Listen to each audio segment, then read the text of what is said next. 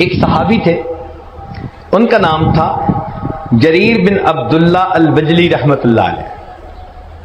وہ جہاں بیٹھتے، جس مجلس میں بیٹھتے، نصیحت کی بات کرتے اور سب کو کہتے کہ بھائی میں نے نبی علیہ السلام سے بیعت کی تھی کہ میں سب کی خیر خواہی کروں گا۔ ان کا اپنا واقعہ ذرا سنیے، آپ کو لگے گا شاید کوئی دیوانہ آدمی ہے، مگر دیوانوں کی بات ذرا سنیے۔ گھوڑا خریدنا تھا، ایک آدمی کے پاس تشریف لے گئے، پوچھا بھائی گھوڑا دینا چاہتے ہو؟ اس نے کہا جی۔ کتنی پرائس؟ اس نے کہا جی میں 300 دینار میں یہ گھوڑا دے دوں گا۔ آپ نے گھوڑے کو دیکھا، فرمایا کہ نہیں تجھے اندازہ نہیں، تیرا گھوڑا زیادہ قیمتی ہے۔ اب گاہک خود مالک کو کہہ رہا ہے کہ تیرا گھوڑا زیادہ قیمتی ہے۔ اس نے کہا اچھا آپ 400 دے دیں۔ پھر گھوڑے کو دیکھا، فرمایا نہیں نہیں یہ اس سے بھی زیادہ قیمتی گھوڑا ہے، تجھے اندازہ نہیں ہے۔ وہ حیران، اس نے کہا اچھا جی پھر 500 دینار دے دیں۔ آپ نے پھر گھوڑے کو دیکھا، فرمانے لگے کہ نہیں میری اسیسمنٹ یہ ہے کہ یہ اس سے بھی زیادہ قیمتی ہے۔ اس نے کہا جناب 600 دے دیں۔ فرمانے لگے بھئی میں سچ بات کہوں کہ میری اسیسمنٹ اس سے بھی زیادہ۔ اس نے کہا 700 دینار دے دیں۔ آخر پر فرمایا کہ مال تو تیرا ہے، مگر تجھے اپنے مال کی ویلیو کا صحیح اندازہ نہیں، میں تیرا نقصان نہیں کرنا چاہتا، میں تجھے وہ پیسے دوں گا جو میرا دل گواہی دے گا کہ اس کے ہونے چاہیے۔ چنانچہ 300 دینار مانگنے والے بندے کو 800 دینار دے کر انہوں نے گھوڑا خریدا۔ کوئی سوچ سکتا ہے کہ اتنی خیر خواہی تھی ایک دوسرے کی؟ آج کے دور میں تو کسٹمر چاہتا ہے کہ بغیر پیسوں کی چیز لے جاؤں، اور جو مالک ہوتا ہے وہ چاہتا ہے کہ چیز دیے بغیر اس کی جیب کا پیسہ نکال لوں۔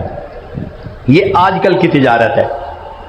مگر نبی علیہ الصلوۃ والسلام نے خیر خواہی کا جذبہ دیا، اور اس خیر خواہی نے ایسا معاشرہ جنم دیا، ایک دوسرے کو اپنے اوپر ترجیح دینے والے، ایک دوسرے کے ساتھ خیر کا معاملہ کرنے والے۔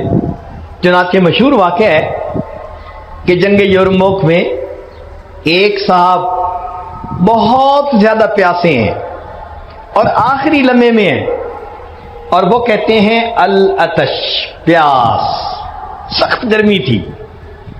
ان کے چچا داد بھائی ان کے پاس مشک تھی، وہ مشک لے کے پہنچے کہ ان کو پانی پلائیں۔ جب ان کو پانی پلانے لگے تو اتنے میں کسی دوسری طرف سے آواز آئی العطش، پیاس۔ تو انہوں نے اپنا منہ بند کر لیا اور سر ہلا کر اشارہ کیا کہ دوسرے کو پلاؤ۔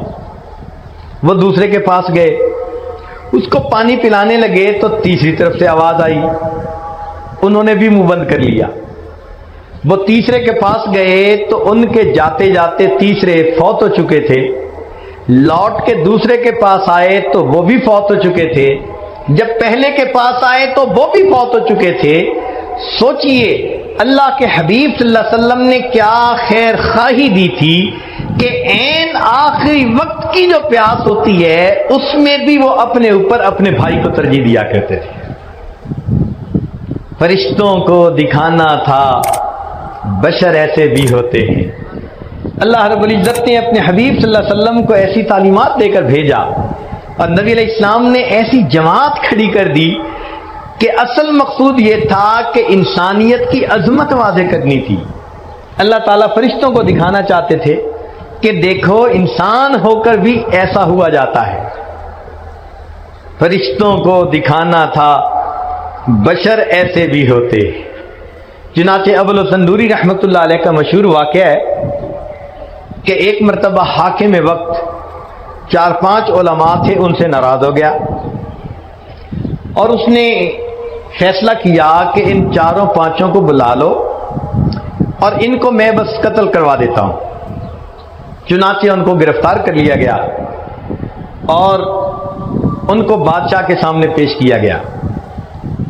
جب ان کو قتل کیا جانے لگا تو بادشاہ نے دیکھا کہ ابو الحسن نوری سب سے آگے ہیں، باقی لوگ پیچھے کھڑے ہیں۔ اس کو اندر سے ابو الحسن نوری سے کچھ نہ کچھ عقیدت تھی، اور یہ چاہتا تھا کہ میں کسی اور کو قتل کروں اور پھر بہانہ بنا کر ڈرا دھمکا کر باقیوں کو میں کہوں گا کہ چلو میں نے معاف کر دیا۔ اب اس نے سوچا کہ بھئی سب سے پہلے ابو الحسن نوری ہیں، تو میں کیسے ترتیب کو بدلوں؟ تو وہ کہنے لگا کہ یہ جو جگہ ہے نا یہ اچھی نہیں ہے، ذرا ان کو اس جگہ لے کے آؤ۔ مقصد یہ تھا کہ جب جگہ بدلے گی تو ترتیب بدل جائے گی۔ دوسری جگہ کھڑا کیا تو ابو الحسن نوری سب سے آگے۔ اس نے کہا نہیں یہ جگہ بھی اچھی نہیں، ایک تیسری جگہ بتائی۔ چنانچہ تیسری جگہ پر سب آ کر کھڑے ہوئے تو ابو الحسن نوری سب سے پہلے۔ اس نے بلایا، پوچھنے لگا ابو الحسن میں چاہتا تھا کسی اور کو قتل کرتا اور تمہیں میں معاف کر دیتا، مگر یہ کیا مسئلہ؟ پہلی جگہ بھی آپ آگے، دوسری جگہ بھی اور تیسری جگہ بھی، یہ اتفاقاً ہو گیا ہے یا ارادتاً آپ نے آگے کھڑا ہونے کی پوزیشن لی؟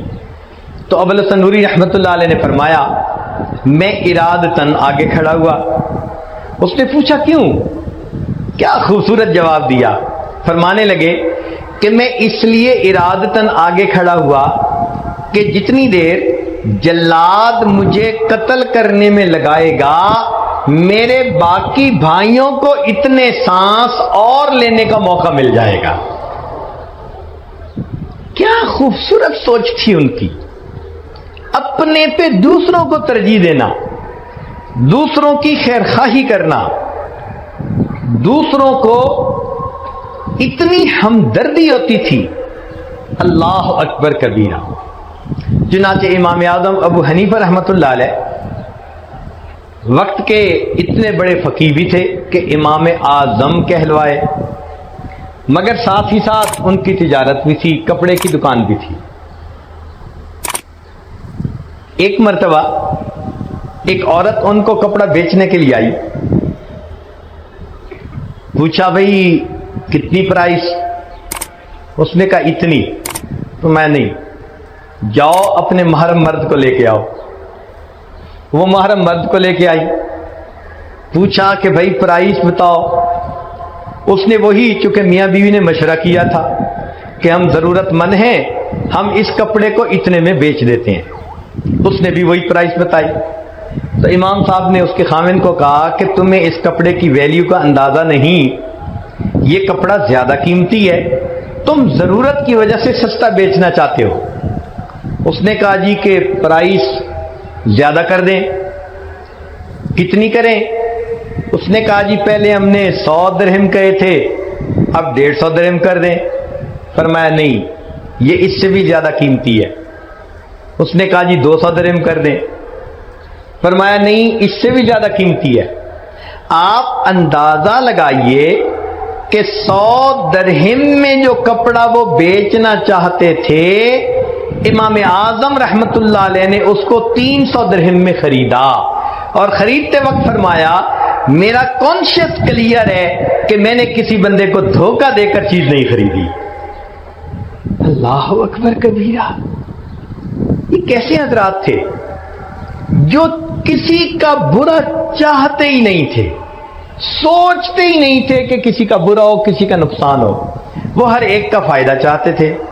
چنانچہ امام اعظم ابو حنیفہ رحمۃ اللہ علیہ ایک مرتبہ عصر کے قریب اپنی دکان بند کر کے گھر آ رہے ہیں، ایک صاحب سے ملاقات ہوئی۔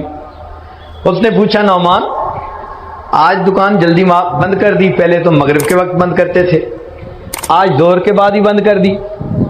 فرمان لگے ہاں آج میں نے ظہر کے بعد بند کر دی۔ وجہ کیا ہے؟ فرمانے لگے کہ آج آسمان پر بادل ہیں اور روشنی کم ہے، وہ بجلی کا زمانہ تو تھا نہیں، تو فرمانے لگے کہ روشنی کم تھی، اور جب روشنی کم ہوتی ہے، ویزیبلٹی کم ہوتی ہے، اس وقت جو کپڑے کا گاہک ہوتا ہے اس کو کپڑے کی کوالٹی کا صحیح پتہ نہیں چلتا. میں نے دکان بند کر دی, میری دکان کا کوئی گاہک کم قیمت کپڑے کو بیش قیمت سمجھ کر مجھ سے نہ خریدے, اس کو کہیں نقصان نہ ہو جائے. اللہ اکبر کبیرہ. آپ سوچئے کہ ایسے بھی تجارت ہوا کرتی تھی جب ہم صحیح معنوں میں مسلمان تھے. یہ وہ ہستیاں تھیں کہ جو صحیح معنوں میں مسلمان تھے. عبداللہ ابن مبارک رحمۃ اللہ علیہ ایک بڑے محدث ہیں. ان کا ایک پڑوسی تھا اور وہ پڑوسی مکان بیچنا چاہتا تھا. تو خریدار نے آ کے پوچھا مکان کی کتنی قیمت؟ اس نے کہا جناب 2000 دینار.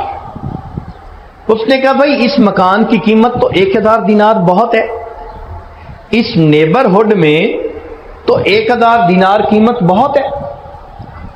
تو اس نے آگے سے کہا ہاں مکان کی قیمت ہے 1000 دینار اور دوسرا 1000 دینار عبداللہ ابن مبارک کے پڑوس کی قیمت ہے.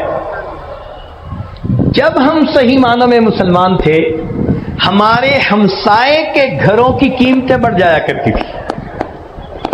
لوگ ہمارے ساتھ مل کر رہنا اتنا پسند کرتے تھے. وہ سمجھتے تھے کہ یہ خیر خواہ انسان ہے, یہ نیک نیت انسان ہے, اس سے بہتر مجھے نیبر دنیا میں کوئی نہیں مل سکتا. سوچئے جب ہم صحیح معنوں میں مسلمان تھے ہمارے اخلاق اس وقت کتنے اچھے ہوا کرتے تھے. چنانچہ بغداد جب پوری دنیا کا مرکز تھا اس وقت کفار نے سوچا کہ مسلمانوں کے معاشرے کا اندازہ تو لگایا جائے کہ کیا وجہ ہے کہ یہ جہاں جاتے ہیں کامیابی ان کے قدم چومتی ہے. ان کے ماحول میں آپس میں میل جول لین دین یہ کیسا ہے. چنانچہ انہوں نے ایک آدمی کو بھیجا کہ جائیں اور ان کے ماحول معاشرت کو ذرا اسٹڈی کر کے آئیں. وہ آیا, بغداد پہنچا تو تھکا ہوا تھا. اس نے سوچا کہ کیوں نہ میں کھانا کھا لوں, لہذا وہ ایک ریسٹورنٹ پہ آ گیا اور وہاں بیٹھ کے اس نے کھانا کھانا شروع کیا. مگر اس نے فیل کیا کہ کھانے کے دوران ایک اور بندہ تھا جو قریب کھانا کھا رہا تھا اور وہ کبھی کبھی اس کی طرف دیکھ رہا تھا. تو اس کو فیل ہوا کہ یہ بندہ مجھے واچ کر رہا ہے. اس نے دل میں سوچا میں پردیسی ہوں, نووارد ہوں, یہ ذرا میری شکل کو دیکھ کے پہچان رہا ہوگا کہ یہ باہر سے آیا ہے. خیر اس نے کھانا کھا لیا. جب کھانا کھا لیا تو اس کے بعد یہ کاؤنٹر پر آیا اور اس سے کہا کہ جی میں نے کھانا کھا لیا, مجھے بل بتائیں. اس نے کہا جناب آپ کا بل تو پے ہو چکا. میرا بل کیسے پے ہو چکا؟ اس نے کہا جب آپ کھانا کھا رہے تھے تو جو بندہ آپ کے سامنے قریب بیٹھا ہوا تھا وہ اپنا بل پے کرنے کے لیے آیا اور کہنے لگا کہ فلاں بندہ مجھے چہرے مورے سے پردیسی نظر آتا ہے, آج وہ میرا مہمان ہے, میں اس کے پیسے ادا کر دیتا ہوں. بتانے کی ضرورت اس لیے نہیں کہ اجر مجھے اپنے اللہ سے چاہیے. وہ حیران کہ اچھا یہ اتنے بھی خوش اخلاق لوگ ہوتے ہیں کہ انسان کے کھانے کی قیمت ادا کر دیتے ہیں اور شکریہ کا لفظ بھی سننا پسند نہیں کرتے کہ ہم نے تو اللہ سے اجر لینا ہے. آگے گیا, اس کو کوئی چیز خریدنی تھی. اس نے سوچا میں بازار سے وہ چیز خرید لیتا ہوں. چنانچہ وہ ایک دکان پر پہنچا اور دکاندار سے کہا بھئی آپ کے پاس فلاں چیز ہے؟ اس نے کہا ہے. جی آپ وہ چیز کتنے میں دیں گے؟ اس نے کہا میں 10 ریال میں دوں گا. بھئی مجھے دے دیجئے. کہنے لگے آپ ذرا میرے ساتھ کوآپریٹ کریں, سامنے جو دکاندار ہے نا آپ اس کے پاس چلے جائیں, یہی چیز آپ کو اتنی ہی پرائس میں وہاں سے مل جائے گی. وہ سامنے چلا گیا, وہاں اس نے جا کے وہ چیز مانگی, اس نے 10 درہم بتائے تو 10 درہم میں اس نے وہ چیز لے لی. لیکن اس کے ذہن میں خیال آیا یار پہلے دکاندار نے خود کچھ نہیں لیا اور مجھے دوسرے کی طرف ڈائریکٹ کر دیا، یہ کیا مسئلہ ہے؟ وہ لوٹ کے پہلے دکاندار کے پاس آیا اور اس دکاندار سے کہتا ہے کہ جناب آپ کے پاس چیز تھی نہیں یا آپ نے مجھے بیچی نہیں؟ اس نے کہا بھئی چیز تھی مگر میں چاہتا تھا کہ آپ سامنے والے دکاندار سے لیں۔ اس نے کہا کیوں؟ دکاندار تو اپنے گاہک کو دوسرے کے پاس ہی بھیجتے۔ تو وہ دکاندار کہنے لگا اصل وجہ یہ ہے کہ آج میرے پاس اتنے گاہک آئے کہ میرے بچوں کا گزارا بڑا اچھا ہو جائے گا، میں دیکھ رہا تھا میرے اس دکاندار بھائی کے پاس آج کوئی کسٹمر نہیں آیا، میں نے سوچا آپ اس سے خرید لیں گے، اس کو کچھ منافع ہوگا تو اس کے بچوں کے لیے بھی آج کچھ انتظام ہو جائے گا۔ ایک وقت تھا اتنی خیر خواہی دل میں بھری ہوتی تھی کہ دو دکاندار ہمسائے میں ہوتے تھے، وہ ایک دوسرے کے اتنے خیر خواہ ہوتے تھے۔ یہ وہ ہستیاں تھیں کہ جنہوں نے دین کو سمجھا اور دین کو اپنایا۔ اللہ تعالیٰ چاہتے ہیں کہ میرے ایسے با اخلاق بندے دنیا میں ہوں تاکہ پتہ چلے کہ صحیح معنوں میں مومن مسلمان کون ہوتا ہے۔ اللہم صلی علی محمد وعلی آلہ وصحبہ وسلم۔